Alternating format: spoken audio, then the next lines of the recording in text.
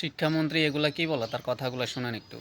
এই যে মাদ্রাসা থেকে ছাত্ররা বেরোচ্ছে, তারা সঠিকভাবে কোরআন শিখে নেই বলে আজকে আমরা ধর্মীয় শিক্ষক নিয়োগ দিতে পারছি না। কওমি শিক্ষকরা তাদের সেই ইকুইভ্যালেন্ট ডিগ্রি নাই। আমরা সেই জায়গায় 9,000 শিক্ষকের পজিশন খালি থাকার পরও আমরা নিয়োগ দিতে পারছি না। এই সমস্যা কি একদিনে সৃষ্টি হয়েছে? ভেবে দেখুন। সবকিছু মিলিয়ে আমূল শিক্ষা ব্যবস্থার পরিবর্তন আমরা আনবো ইনশাল্লাহ। ইসলাম সম্পর্কে এই শিক্ষামন্ত্রীর ন্যূনতম ধারণা নাই। সরকারের কাছে আমার দাবি থাকবে এর শিক্ষামন্ত্রিত্ব বাতিল করা হোক, কারণ শিক্ষা সম্পর্কের কোনো ধারণা নেই, এর কোনো শিক্ষাই নাই, ন্যূনতম যোগ্যতাও নেই শিক্ষামন্ত্রী হওয়ার। এ উল্টাপাল্টা কী বলতেছে, বাংলাদেশের মাদ্রাসার ছাত্ররা নাকি কোরআন পড়তে পারে না, সেই জন্য নাকি তারা ধর্মীয় শিক্ষক নিয়োগ দিতে পারে না। তো ভাই তোরা বলি, বাংলাদেশে যেহেতু ধর্মীয় শিক্ষক নিয়োগ দিতে পারস না, বা কোরআন পড়তে পারে এরকম ছাত্র নাই, তো হিন্দুদের কাহিনী এখানে ধর্মীয় শিক্ষক বানা, কোনো সমস্যা নাই।